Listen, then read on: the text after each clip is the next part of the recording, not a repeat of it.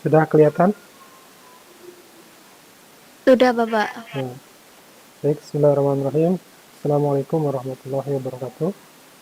Waalaikumsalam warahmatullahi wabarakatuh. Waalaikumsalam warahmatullahi wabarakatuh. Ya, Alhamdulillah kita bisa dipertemukan kembali untuk mata kuliah konsep dasar keperawatan yang pada kesempatan kali ini telah sampai pada pertemuan ke-12 yang akan membahas terkait dengan hukum kesehatan dan regulasi praktik keperawatan.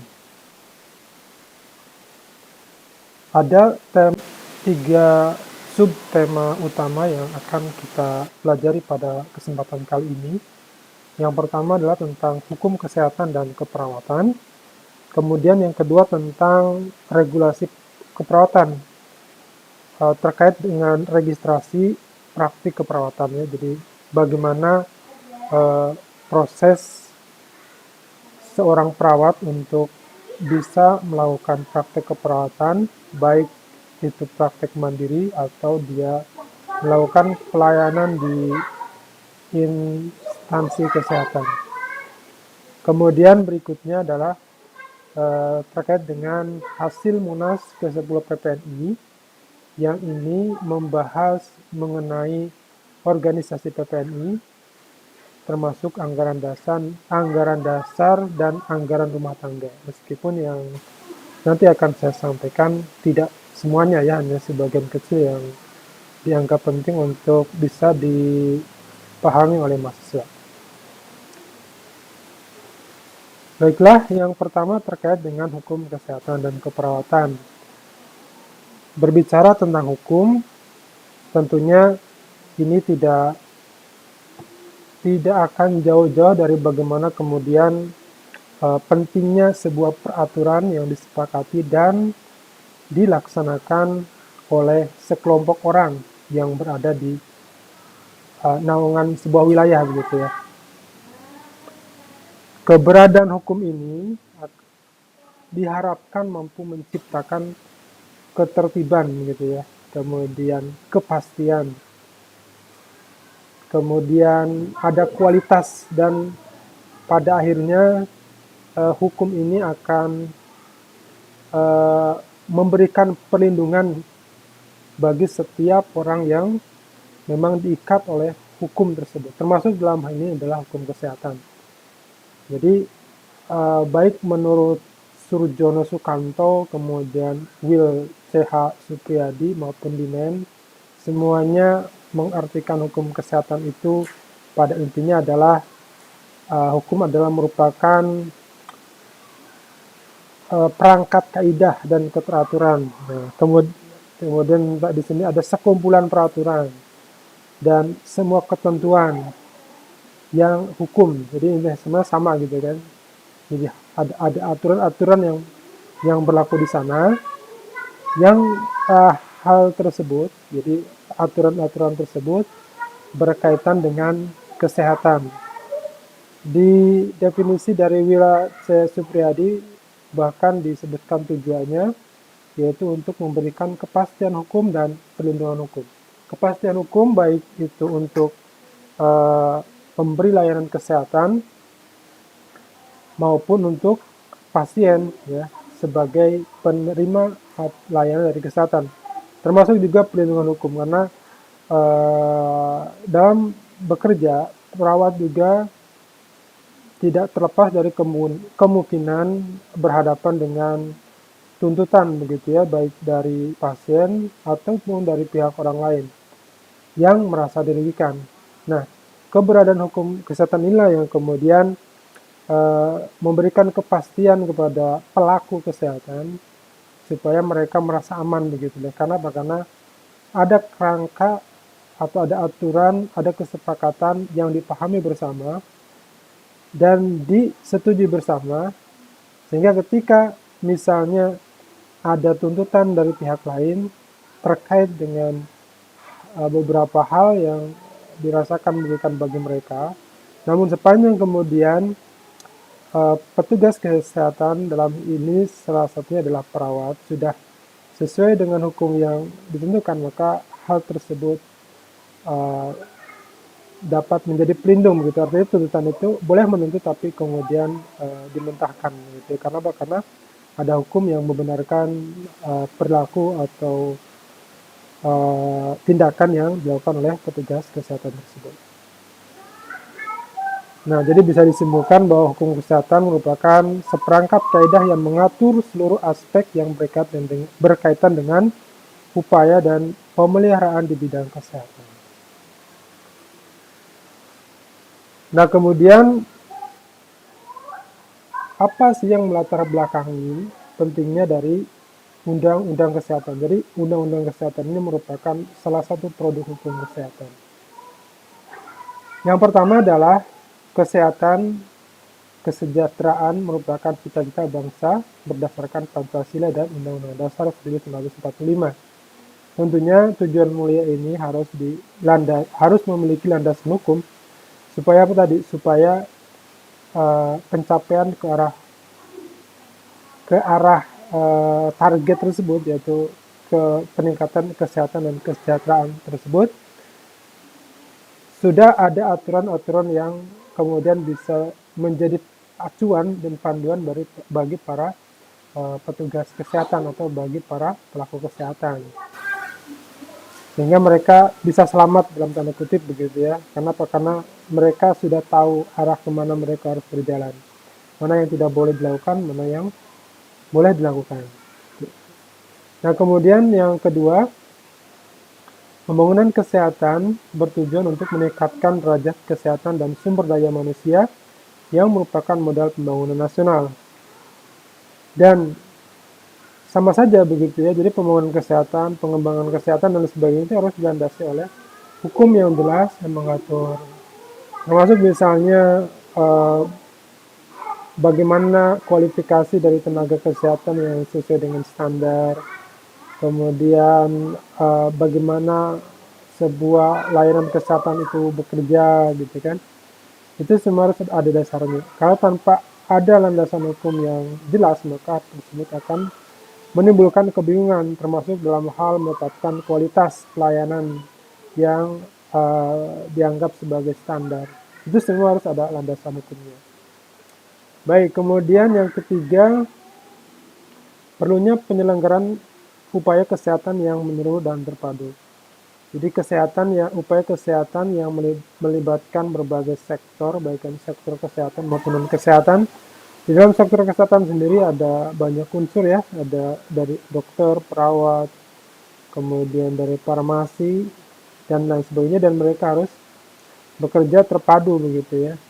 Sehingga dalam interaksi antara mereka ketika bekerja tidak menutup kemungkinan adanya gesekan.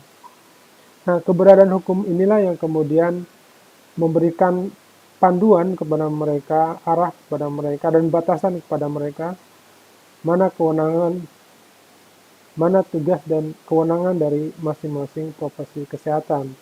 Misalnya antara dokter dan perawat, mana yang merupakan kewenangan perawat, mana yang merupakan kewenangan dokter.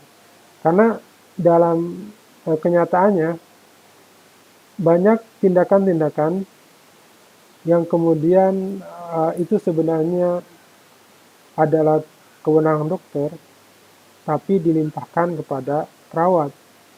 Dan suatu saat ketika misalnya dokternya sudah mencukupi, maka itu bisa diambil alih oleh dokter. Dan kemampuan perawat untuk melakukan suatu tindakan di luar kewenangannya, meskipun dia bisa, maka tidak diperbolehkan. Nah, ini yang kemudian keberadaan hukum inilah yang menciptakan keharmonisan hubungan di antara petugas kesehatan ya. Dan yang kenapa undang-undang kesehatan ini penting tentunya karena memang undang-undang yang sebelumnya itu belum mengatur atau sudah tidak sesuai dengan kondisi terkini gitu ya. Karena hukum itu mestinya kan harus mengikuti perkembangan zaman sehingga mereka bisa memenuhi aspek aspek kekinian begitu ya. Jangan sampai kemudian zaman sudah demikian maju sementara aturan-aturannya masih terbelakang begitu. Hal itu akan menimbulkan hambatan tersendiri.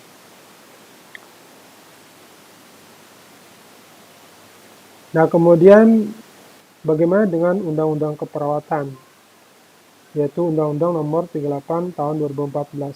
Undang-undang ini juga telah melewati perjalanan yang sangat panjang, ya, melibatkan beberapa kali demo gitu kan, kemudian audiens dengan anggota DPR dan lain sebagainya untuk menggolkan bahwa undang-undang ini penting. Kenapa? Yang pertama adalah perawat itu telah berkontribusi besar dalam peningkatan derajat kesehatan. Siapa yang jumlah anggota pelayanan petugas kesehatan di rumah sakit yang paling banyak tentunya kan perawat gitu ya.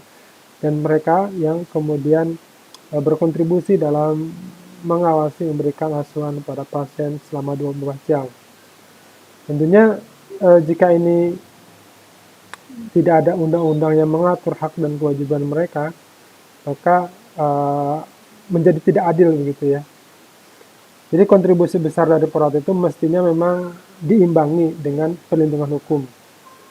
Karena kalau tidak maka perawat ini cenderung akan menjadi objek hukum gitu ya. Dan yang berikutnya adalah perawat memiliki kompetensi keilmuan, kemudian sikap rasional, etis, profesional, semangat pengabdian yang tinggi, berdisiplin, kreatif, terampil, berbudi luhur, dan dapat memegang teguh etika profesi. Inilah nilai-nilai yang harus dipegang oleh perawat, dan inilah nilai standar dari seorang perawat. Kita tidak bisa menutup mata begitu ya, jadi tidak semua perawat seperti ini. Tapi untuk menciptakan hal ini tentunya perlu ada aturan-aturan dalam bentuk undang-undang dan produk hukum turunannya untuk memastikan bahwa kualifikasi perawat yang disebutkan di sini, kompetensi keilmuannya tinggi, sikapnya rasional, etis, dan profesional itu dijaga.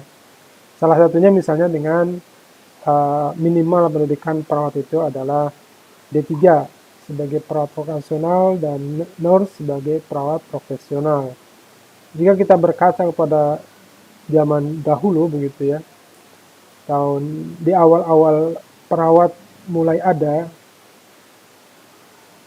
perawat itu adalah lulusan dari SD ya, SD kemudian dia kayak seperti kursus begitu ya, kursus berapa bulan dan kemudian dia udah jadi perawat. Itu awal-awalnya seperti itu, sehingga kemampuan mereka ya hanya melakukan sesuatu gitu, hanya bekerja seperti seorang kuli dalam tanda kutip begitu ya, karena yang penting dia terampil melakukan sebuah tindakan. Tidak ada kompetensi untuk mendapatkan masalah keperawatan dan lain sebagainya. Dan inilah yang kemudian perawat saat ini harus berlari lebih cepat untuk mengejar ketertinggalan dan mensejajarkan diri dengan profesi kesehatan yang sudah mapan terlebih dahulu begitu ya. Sehingga kita bisa bekerja secara berdampingan. Dan pada akhirnya kan yang diuntungkan adalah pasien tentunya ya, karena mereka akan mendapatkan pelayanan yang paripurna.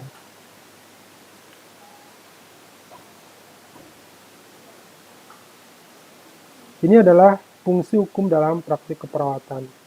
Setelah kita tadi berbicara tentang apa alasan, apa pentingnya gitu ya, apa yang melatar belakangi keberadaan undang-undang kesehatan maupun undang-undang keperawatan.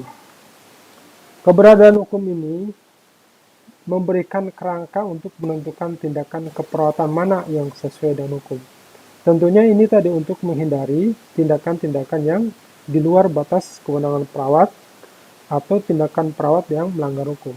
Keberadaan hukum ini adalah rambu-rambu supaya perawat tidak keluar dari rel yang sudah ditentukan. Keberadaan aturan ini yang tadi saya ulang-ulang lagi, memberikan kepastian kepada perawat untuk bekerja. Kalau sudah pasti itu menimbulkan perasaan aman. Kemudian berikutnya membedakan tanggung jawab perawat dengan profesi lain. Ya, tadi sudah disampaikan di awal bahwa perawat adalah merupakan bagian dari tim kesehatan yang bekerja memberikan pelayanan kesehatan kepada klien.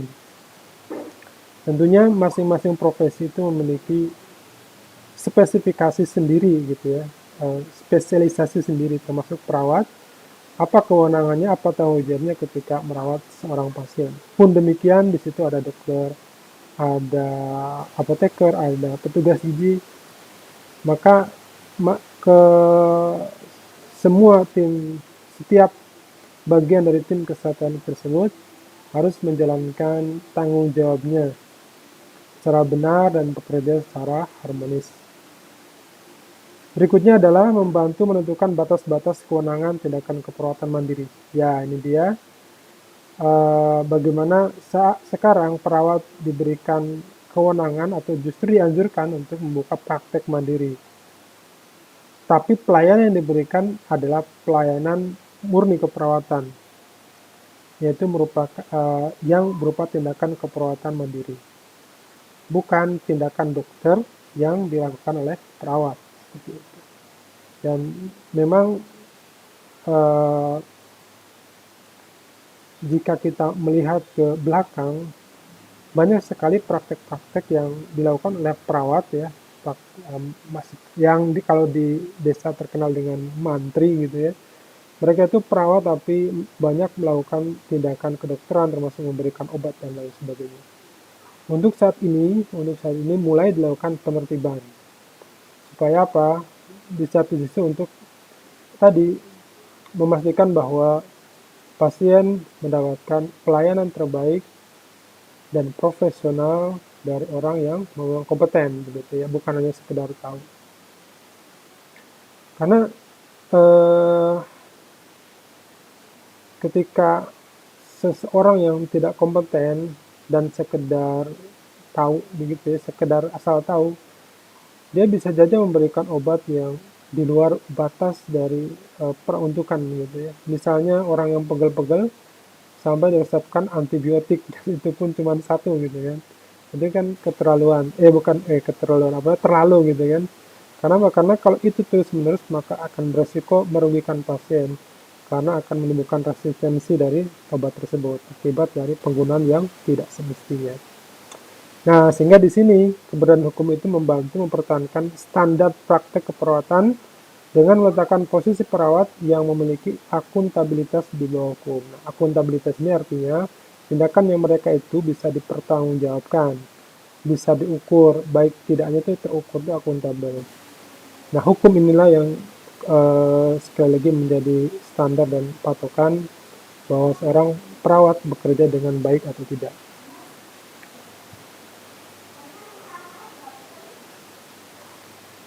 Ada dua tujuan utama keberadaan dari Undang-Undang Praktik Keperawatan. Yang pertama adalah memberikan landasan hukum terhadap praktik keperawatan.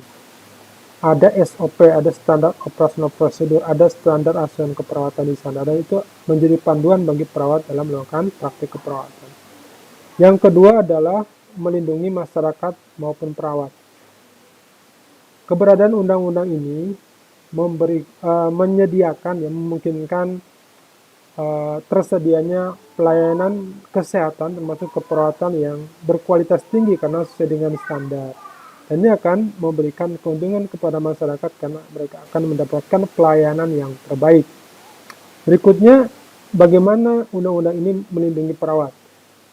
Jadi, undang-undang ini akan memberikan kepastian hukum kepada perawat, memberikan arah dan panduan kepada perawat bagaimana mereka bekerja. Bisa kita bayangkan seandainya sopir tersebut adalah perawat, seorang sopir akan merasa aman, safety ketika dia memahami atau di jalan terdapat marka jalan yang jelas, rambu-rambu yang jelas, gitu ya. Dibandingkan kemudian dia mengendarai kendaraan, tetapi rambu-rambu atau marka di jalan itu nggak ada, tidak jelas, gitu ya. Ketika ada tanjakan tidak diberikan, belokan juga tidak dikasih tahu. Nah, hal inilah yang menyebabkan mereka beresiko tinggi untuk mengalami kecelakaan.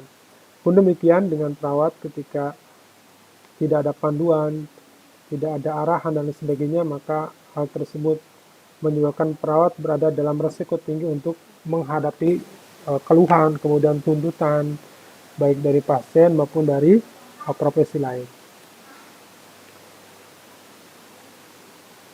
Nah, sekarang bagaimana tujuan khusus dari Undang-Undang Praktik Keperawatan? Yang pertama adalah mempertahankan dan meningkatkan mutu pelayanan keperawatan dan kesehatan yang diberikan oleh perawat. Tadi ya, kenapa? Karena dengan Undang-Undang Keperawatan tersebut, maka ada standar minimal untuk pendidikan perawat. Nah, kemudian ada SOP yang harus dipatuhi. Kemudian ada standar asuhan keperawatan yang harus dipedomani ketika memberikan asuhan keperawatan. Hal inilah yang kemudian menunjang terhadap peningkatan mutu pelayanan keperawatan. Yang berikutnya adalah melindungi masyarakat dari tindakan yang dilakukan oleh perawat. Nah, kebenaran hukum inilah yang kemudian dalam tanda kutip memaksa perawat untuk bekerja sesuai dengan aturan. Karena ada sanksi yang dihadapi mereka ketika mereka memang tidak bekerja sesuai dengan standar yang ditetapkan. Berikutnya adalah Undang-Undang Praktik Keperawatan menetapkan standar layanan keperawatan. Ya, ini yang tadi kemudian salah satu hal yang membantu untuk mempertahankan kualitas pelayanan keperawatan, yaitu adanya standar yang harus dicapai gitu.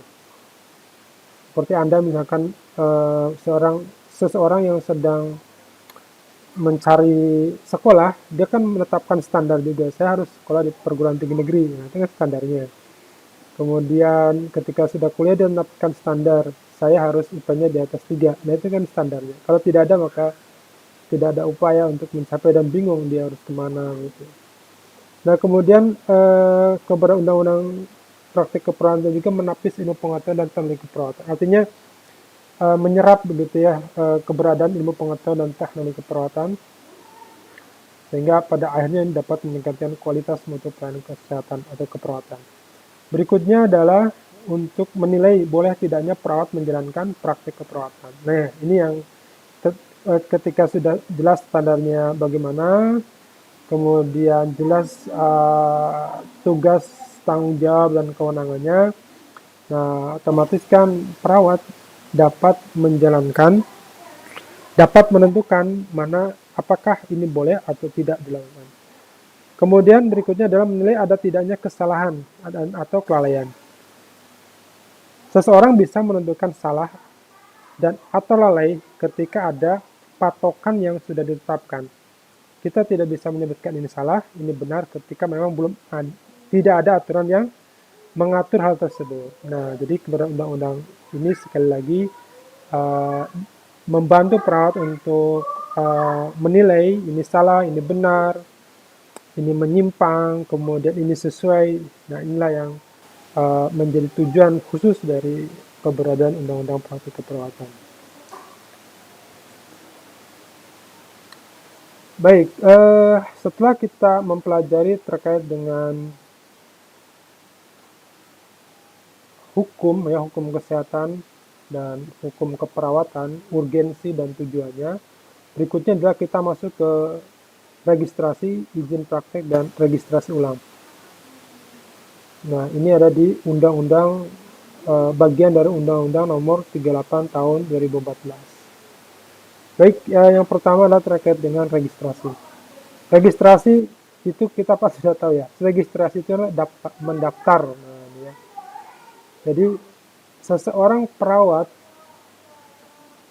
ketika dia ingin praktek, maka dia harus terdaftar dulu gitu ya, tercatat resmi. Jadi ini merupakan pencatatan resmi terhadap perawat yang telah memiliki sertifikat kompetensi dan sertifikat profesi dan telah mempunyai kualifikasi tertentu lainnya serta telah diakui secara hukum untuk menjalankan praktik keperawatan. Jadi ini gambarannya adalah seorang mahasiswa nurse yang sudah lulus, artinya dia sudah memiliki sertifikat kompetensi, sertifikat profesi ya, karena dia sudah lulus nurse. Kemudian untuk beregistrasi dia sebagai orang perawat, maka dia harus lulus juga namanya ujian kompetensi, atau kalau sekarang namanya UKNI ya, Ujian Kompetensi Nasional Indonesia.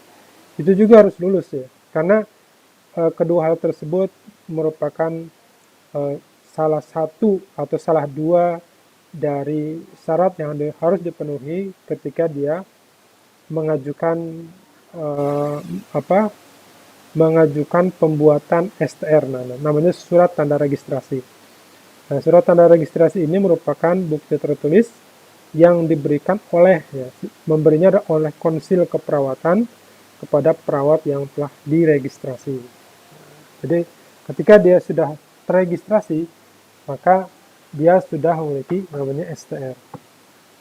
Ada beberapa syarat yang harus dipenuhi oleh mahasiswa atau perawat ya yang mengajukan STR. Yang pertama adalah dia memiliki ijazah pendidikan tinggi keperawatan. D3 untuk vokasional dan nurse untuk profesional. Kemudian memiliki sertifikat kompetensi ya dan sertifikat profesi. Memiliki surat keterangan sehat fisik dan mental. Ini sudah hal yang umum ya, yang lumrah. Ketika kita mau daftar mesti ditanya surat keterangan kesehatan. Ya. Kemudian berikutnya adalah memiliki surat pernyataan telah mengucapkan sumpah atau janji profesi. Nah, ini dikeluarkan oleh instansi pendidikan tersebut terkait ya. Kemudian membuat pernyataan mematuhi dan melaksanakan ketentuan etika profesi. Nah, ini formnya bisa di-download di web dari PPNI yang kemudian kita isi dan kita ajukan ya beserta dengan persyaratan yang lainnya. STR ini juga berlaku selama 5 tahun dan kemudian bisa diperpanjang lagi. Nah, ini registrasi ulang, ini adalah proses perpanjangan bagi STR yang telah habis. Persyaratan registrasinya ada beberapa yang berbeda ya. Yang pertama adalah STR lama harus ditunjukkan ya bukti bahwa kita masih memiliki STR lama. Kemudian yang berbeda lainnya adalah, nah ini, telah mengabdikan diri sebagai tenaga profesi atau vokasi di bidangnya dan memenuhi kecukupan dalam kegiatan pelayanan, pendidikan, pelatihan, dan atau kegiatan lainnya. Nah, pada poin E inilah, selama 5 tahun, seorang perawat ketika akan mengajukan STR harus mengumpulkan minimal 25 SKP. 25 SKP itu berasal dari beberapa kegiatan yang berupa asuhan keperawatan, ini dalam bentuk laporan asuhan keperawatan, baik itu di klinik maupun di komunitas. Kemudian unsur yang kedua adalah terkait dengan kegiatan ilmiah ya, misalkan sekolah ya, kemudian ikut pelatihan, ikut seminar, workshop dan lain sebagainya, serta ada kegiatan penelitian gitu ya. Jadi perawat-perawat di lahan juga, di praktik juga, di rumah sakit maupun komunitas, ini diharapkan melakukan penelitian karena penelitian ini ya, ketika kita meneliti maka kita belajar untuk mengenal masalah dan kemudian berusaha untuk memecahkan masalah tersebut. Ketika seorang perawat di rumah sakit ya di lapangan, dia sudah terbiasa meneliti, maka kemampuan dia untuk mendeteksi masalah yang ada di sana akan semakin tinggi, dan ini sangat penting gitu ya. Karena justru data-data di lapangan inilah yang kemudian lebih up to date gitu ya dibandingkan dengan teori-teori yang ada di buku seperti itu. Ya. Dan dengan demikian maka akan muncul teman-teman baru yang pada akhirnya dapat meningkatkan atau memajukan ilmu keperawatan itu sendiri.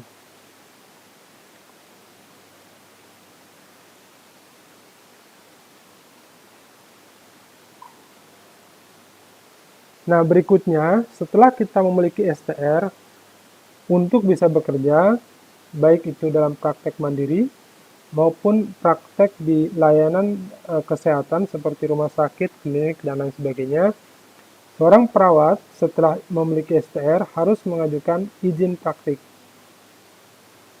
Izin praktek ini dalam bentuk SIPP, Surat Izin Praktek Perawat. SIPP ini sendiri merupakan bukti tertulis yang diberikan oleh pemerintah kota. Nah, beda ya kalau STR tadi oleh Konsil Keperawatan, sementara surat izin praktek perawat dikeluarkan oleh pemerintah kota kabupaten kepada perawat untuk menjalankan kewenangannya dalam praktik keperawatan. Beberapa syarat yang harus dipenuhi SIP adalah salinan STR yang masih berlaku. Kemudian ada rekomendasi dari organisasi profesi perawat, yaitu PPNI. Kemudian menambahkan surat pernyataan memiliki tempat praktek atau surat keterangan pimpinan Fasiankes. Jadi intinya bahwa dia memang betul-betul mau praktek gitu ya. Baik itu praktek mandiri, maka praktek mandiri ada surat pernyataan memiliki tempat praktek. Sementara kalau dia bekerja di Fasiankes, fasilitas layanan kesehatan, entah itu rumah sakit, puskesmas, atau klinik, maka dia harus menambahkan surat keterangan dari pimpinan Fasiankes bahwa memang dia bekerja di Fasiankes tersebut. SIPP hanya berlaku untuk satu tempat praktek, jadi perawat hanya memiliki SIPP untuk satu tempat praktek. Kenapa? Karena memang keterbatasan yang dimiliki perawat terkait dengan dia harus terus-menerus selama 8 jam memberikan asuhan kepada kepada pasien. Begitu lebih dari 8 jam otomatis maka tenaga konsentrasi juga berkurang. Hal ini dapat membahayakan pasien sendiri, termasuk juga membahayakan perawat karena dia akan memiliki waktu istirahat yang sangat kurang dan menyebabkan dia rentan mengalami penyakit, lelah konsentrasi, dan lain sebagainya. SIPP tidak berlaku jika ya, ada beberapa yang kemudian menyebabkan SIPP tidak berlaku. Yang pertama adalah dicabut berdasarkan ketentuan peraturan perundang-undangan. Nah, ini biasanya terkait dengan pelanggaran baik etik dan lain sebagainya ya. Kemudian pencabutan dari SIPP ini merupakan salah satu dari bentuk hukuman begitu terhadap pelanggaran yang dilakukan. Yang berikutnya adalah tidak berlaku ketika memang masa berlakunya habis. Atas permintaan perawat, misalnya dia dicabut dari pasien ke satu, kemudian dia pindah ke yang lain, maka dia harus mengajukan ulang terkait dengan izin prakteknya. Dan yang terakhir tentunya tidak berlaku jika perawat tersebut sudah meninggal dunia.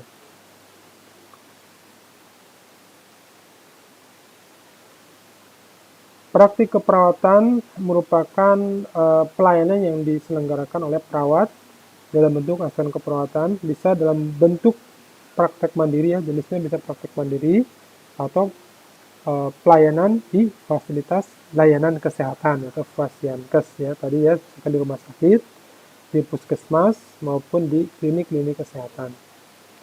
Panduan praktek keperawatan, jadi ini acuan ketika perawat melakukan praktik keperawatan.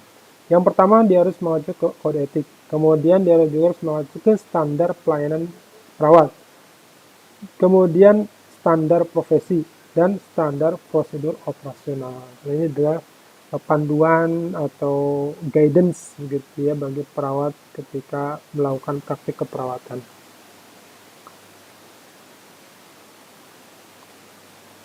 Selanjutnya pada pasal 29 dan 30. Pada pasal 29 ada tugas perawat. Di perawat memiliki tugas ya cukup banyak. Yang pertama adalah pemberi asuhan keperawatan.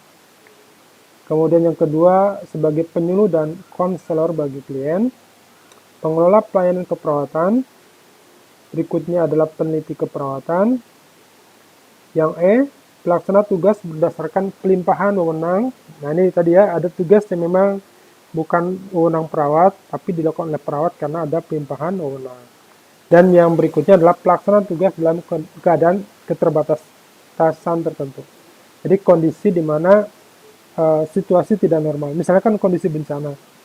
Dalam kondisi bencana, sepanjang perawat mampu untuk melakukan tindakan tersebut, maka dia diperbolehkan untuk memberikan pertolongan tanpa harus meminta delegasi dari dokter misalkan seperti itu. Misalkan menjahit, memasang infus, tidak perlu instruksi dokter lagi. Karena yang penting tadi, patokannya dia mampu untuk melakukan hal tersebut. Kemudian terkait dengan wewenang perawat, pasal 30 ya. Yang pertama, wewenang untuk pemberi asuhan keperawatan di bidang upaya kesehatan perorangan ya. Yang pertama adalah melakukan pengkajian keperawatan, menetapkan diagnosa, merencanakan tindakan, melaksanakan tindakan, dan mengevaluasi hasil. Jadi dari A sampai E adalah merupakan pengejawantahan dari asuhan keperawatan ya. Namun ada tambahannya, kewenangan dari perawat yang menangani kesehatan perorangan, yaitu melakukan rujukan, ya tindakan mengirimkan pasien ke tempat yang memberikan pelayanan lebih tinggi gitu ya, baik dari segi kualitas maupun kuantitas sumber dayanya, maupun kualitas dan kelengkapan dari rumah sakit tersebut gitu ya. Itu harus dirujuk, jangan sampai kemudian keegoisan dari petugas perawat yang memaksakan diri untuk memberikan pertolongan padahal dia tidak mampu.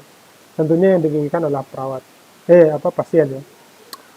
Yang berikutnya adalah memberikan tindakan pada keadaan gawat darurat sesuai dengan kompetensi. Ini dia tadi, dalam kondisi kegawat daruratan, yaitu kecelakaan dan sebagainya, selama di situ tidak ada orang medis gitu ya, sementara korban butuh pertolongan dengan cepat, maka perawat bisa melakukan tindakan. Asal dia memang kompeten untuk melakukan hal tersebut. Yang berikutnya adalah memberikan konsultasi keperawatan dan berkolaborasi dengan dokter. Berikutnya adalah melakukan penyuluhan kesehatan dan konseling, dan melakukan penata-laksanaan pemberian obat kepada klien sesuai dengan resep tenaga medis. Nah, jadi perawat untuk yang ada yang membutuhkan resep tenaga medis, maka perawat hanya hanya memberikan sesuai dengan resep tenaga medis tersebut. Namun ada obat yang tidak memerlukan resep, yaitu obat bebas dan obat bebas terbatas, yang ditandai dengan warna hijau dan warna biru. Obat bebas itu ditemukan di apotik ya, atau bahkan di toko-toko biasa juga biasanya ditemukan.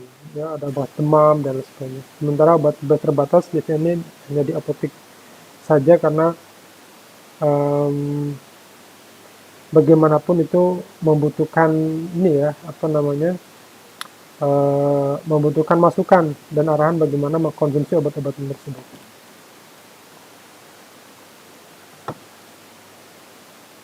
Baik, berikutnya terkait dengan perawat yang bekerja di masyarakat, ya, bidang upaya kesehatan masyarakat. Kewenangannya adalah melakukan pengkajian keperawatan kesehatan masyarakat di tingkat keluarga dan kelompok masyarakat, ya. Kemudian menetapkan permasalahan keperawatan kesehatan masyarakat, membantu penemuan kasus penyakit, merencanakan tindakan keperawatan kesehatan masyarakat, dan melaksanakan tindakan keperawatan kesehatan masyarakat. Nah, ini memang identik dengan perawat yang bekerja di puskesmas, atau memang dia bekerja ditempatkan di komunitas gitu ya. Nah, yang lainnya ya melakukan rujukan, kemudian mengevaluasi hasil tindakan keperawatan kesehatan masyarakat. Jadi setelah diberikan upaya tindakan keperawatan kesehatan masyarakat, maka harus ada evaluasi terkait dengan hasil, kemajuan, atau kekurangan yang perlu dilengkapi. Kemudian berikutnya adalah melakukan pemberdayaan masyarakat, membentuk posyandu lansia, posyandu balita gitu kan, atau membentuk remaja tangkap bencana gitu kan. Itu juga bisa dilakukan untuk memberdayakan masyarakat. Kemudian berikutnya adalah melakukan advokasi dalam perawatan kesehatan masyarakat, menjalin kemitraan dalam perawatan kesehatan masyarakat, melakukan penyuluhan kesehatan dan konseling, mengelola kasus, dan melakukan penataan keperawatan komplementer dan alternatif. Ya, ini yang sedang berkembang saat ini adalah terkait dengan keperawatan komplementer, yaitu banyak sekali yang merupakan bagian dari intervensi mandiri keperawatan.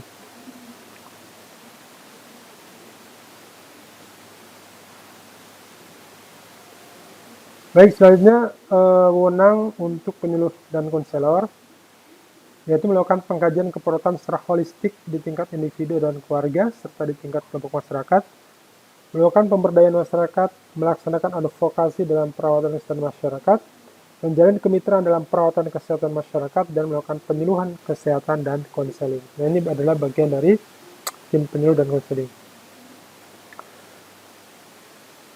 Kemudian ini sama ya. Nah, sebagai pengelola pelayanan kesehatan, yang pertama melakukan pengkajian dan menetapkan permasalahan, ya sama. Kemudian merencanakan, melaksanakan, dan mengevaluasi pelayanan keperawatan dan pengelolaan kasus. Kemudian sebagai peneliti, perawat bisa melakukan penelitian sesuai dengan standar dan etika yang ditetapkan.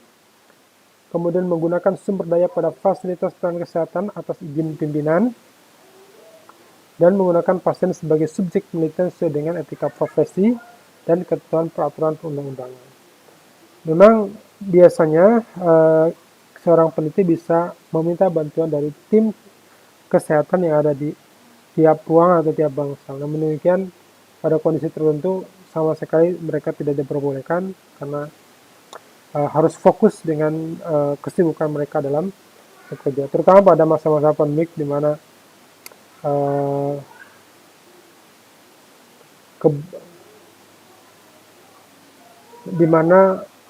tingkat penularan sangat tinggi dan adanya pembatasan interaksi antara manusia. Nah, dengan demikian maka pelaksanaan penelitian yang subjeknya adalah manusia tersebut tentunya menimbulkan resiko untuk penyebaran penularan baik kepada pasien maupun kepada peneliti ya. Baik, yang ketiga adalah terkait dengan hasil Munas PP yang ke-10 tahun 2021 di Bali, yaitu mengenai anggaran dasar dan anggaran rumah tangga. Ini adalah lambang PPNI. Lambang PPNI ini ada artinya, mulai dari warna merah yang melingkar, kemudian tulisan warna putih, ada kotak biru segi 5, kotak hijau segi 5, ada lampu ya. Kemudian apinya warna merah, itu semuanya ada artinya. Silakan nanti bisa dicek di hasil Munas PPNI 2021, bisa dicari di Google ya dengan ini. PPNI sendiri berdiri tahun 1974 ya tadi, jadi sudah sangat lama.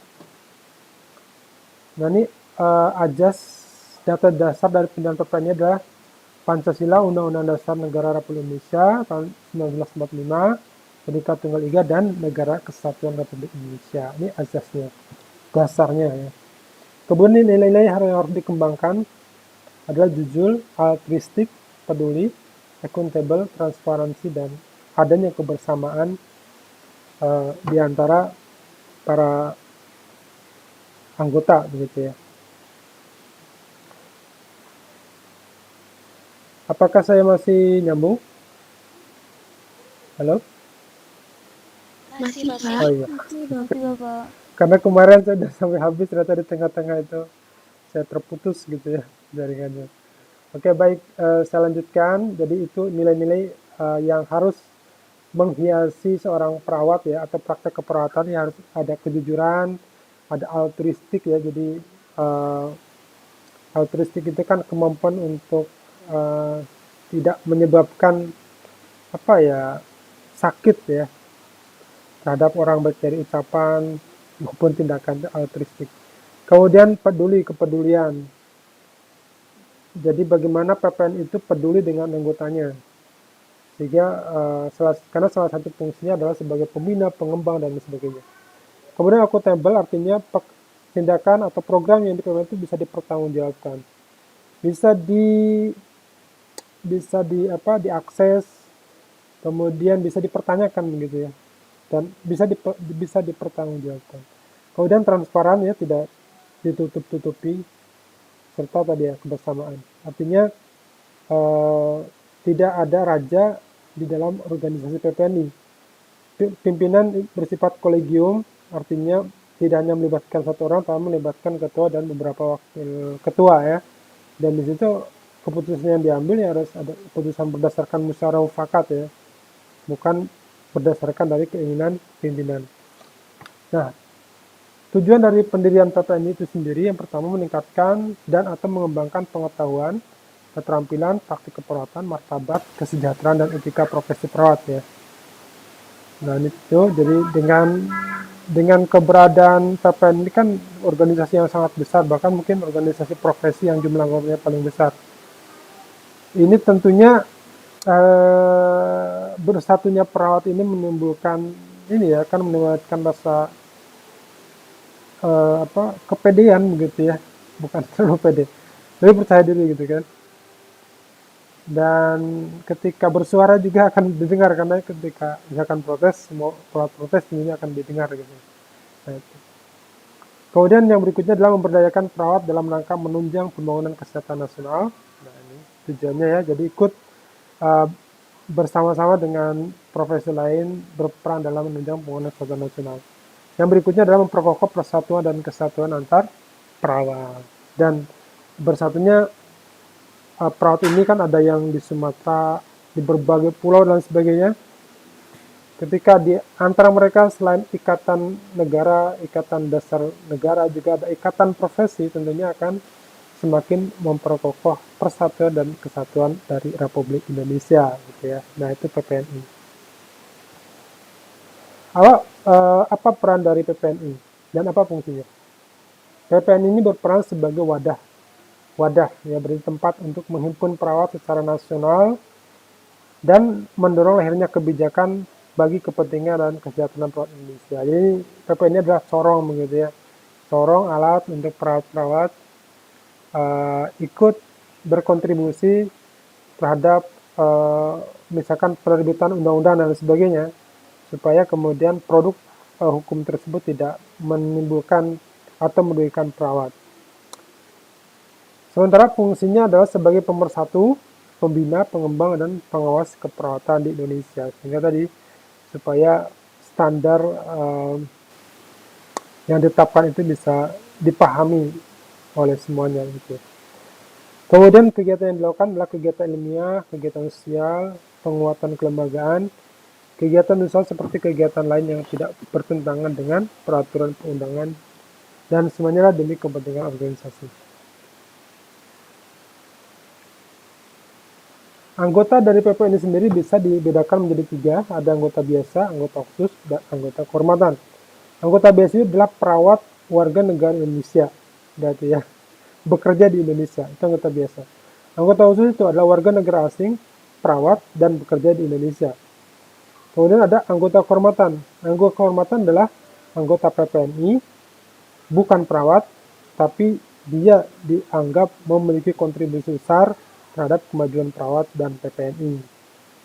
Misalkan dia sebenarnya anggota TNI, atau dia sebenarnya anggota polisi, atau sebenarnya dia itu adalah akuntan, misalnya seperti itu. Ketika dirasa bahwa dia memiliki kontribusi yang besar terhadap kemajuan PPNI, maka dia bisa dijadikan sebagai anggota kehormatan PPNI. Namun demikian, untuk anggota khusus dan anggota khusus dan anggota kehormatan itu tidak memiliki hak untuk dipilih maupun memilih dari pengurus ya, kepengurusan seperti itu. Baik, untuk pengurus sendiri ada Dewan Pengurus yang merupakan pelaksana atau dari roda organisasi. Yang kedua adalah pertimbangan, Dewan Pertimbangan ya. Dewan Pertimbangan ini tujuannya adalah memberikan masukan dan arahan kepada Dewan Pengurus, baik diminta ataupun tidak diminta. Artinya kalau memang ada sesuatu yang harus diluruskan, maka tanpa diminta pun Dewan Pertimbangan harus mengklarifikasi dan mencari jalan terbaik. Kemudian Dewan Pengurus, nah ini kalau Dewan Pengurus ini di tingkat pusat namanya DPP PPNI, di tingkat wilayah namanya DPW PPNI, di tingkat kabupaten namanya DPD, dan ada yang di luar negeri namanya DPLN, Dewan Pengurus Perwakilan Luar Negeri. Sementara itu ada yang tingkatan yang paling rendah, ada Dewan Pengurus Komisariat atau disingkat dengan DPK PPNI. Sehingga dia merupakan struktur paling bawah sebenarnya.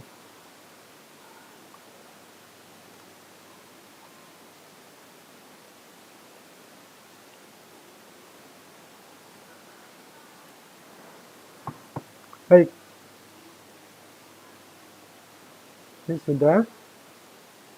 Ini adalah Dewan Pertimbangan ya. Dewan Pertimbangan merupakan badan yang berfungsi memberikan arahan, petunjuk, dan pertimbangan masukan dan saran baik diminta maupun tidak diminta. Tadi sudah. Dewan Pengurus ini dapat memperhatikan masukan dan saran dari Dewan Pertimbangan. Kemudian Dewan Pertimbangan dibentuk dari tingkat kepengurusan Dewan Pengurus Pusat, Dewan Pengurus Wilayah, dan Dewan Pengurus Daerah. Dewan Pertimbangan dibentuk oleh Musyawarah Nasional atau Musyawarah Wilayah atau Musyawarah Daerah. Dewan Pertimbangan secara administrasi bertanggung jawab kepada Dewan Pengurus sesuai dengan tingkatannya. Beberapa syarat harus dipenuhi oleh anggota PPNI yang ingin menjadi pengurus. Untuk menjadi ketua pengurus atau Dewan Pertimbangan pernah menjadi PPNI, pengurus PPNI. Yang kedua, memiliki sertifikat kaderisasi atau bersedia mengikuti kegiatan kaderisasi kepemimpinan. Yang ketiga, berpengalaman, jujur, visioner, memiliki kepribadian, berprestasi, berdedikasi, memiliki kemampuan memimpin organisasi, dan loyalitas yang tinggi terhadap PPNI. Ya, memang untuk menjadi pengurus PPNI, terutama yang dari tingkat kabupaten ke atas itu memang cukup berat gitu ya.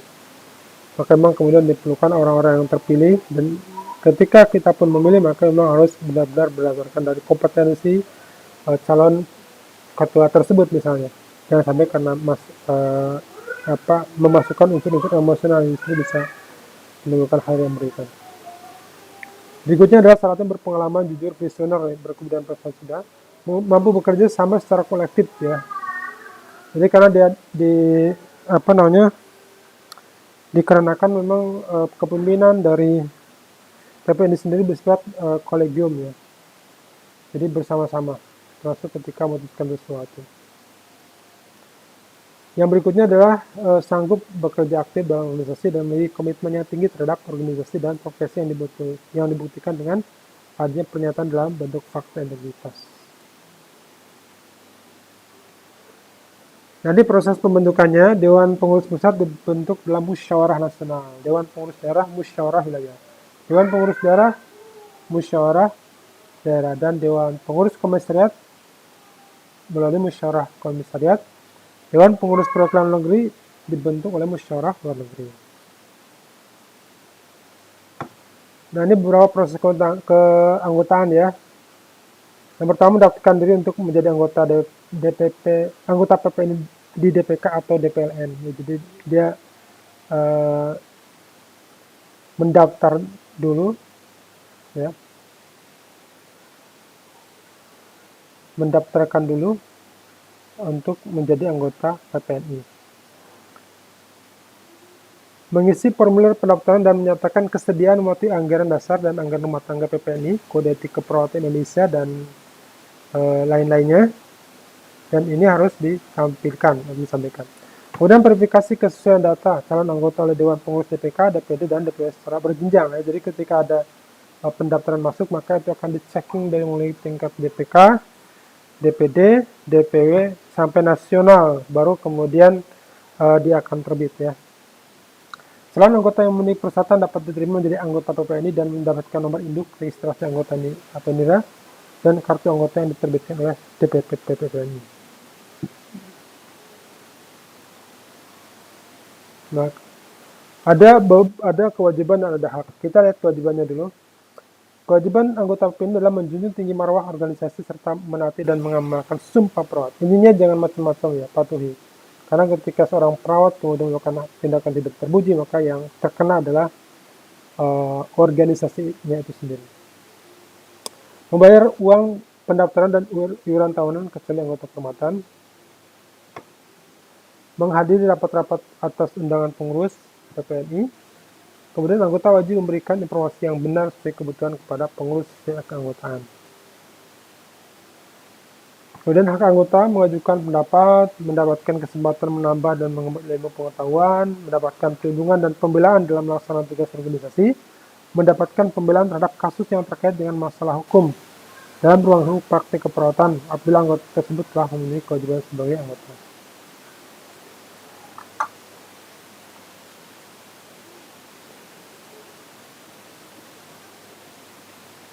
Kemudian mendapatkan pembelaan, kemudian anggota khusus dan anggota kehormatan tidak dapat memilih dan tidak dapat dipilih.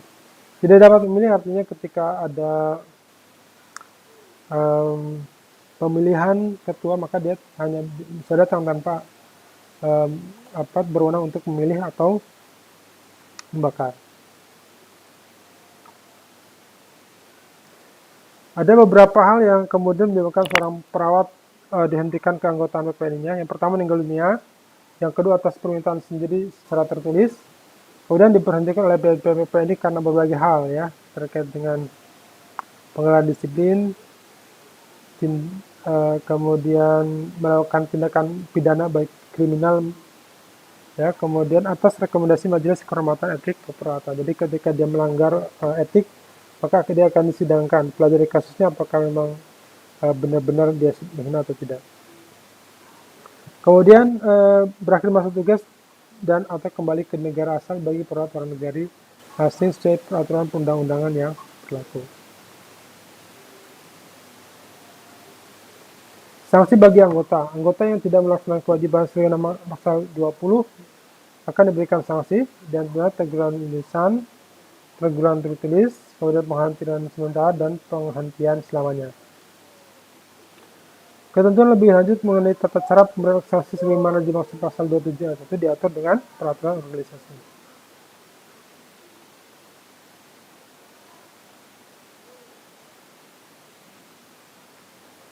Nah, ini adalah kartu tanda anggota yang diberikan setelah kita bersamaan dengan keluarnya surat tanda registrasi.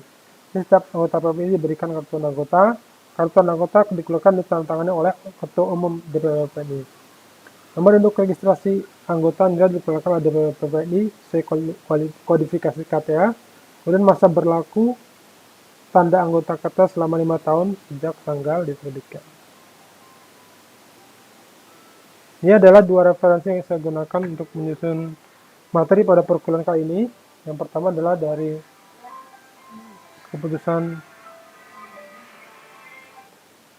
keputusan Dewan Pengurus Pusat yang berupa perubahan anggaran dasar dan anggaran rumah tangga, dan dari Undang-Undang Republik Indonesia Nomor 38 Tahun 2014 tentang keperawatan. Saya kira itu saja yang bisa saya sampaikan pada kesempatan kali ini.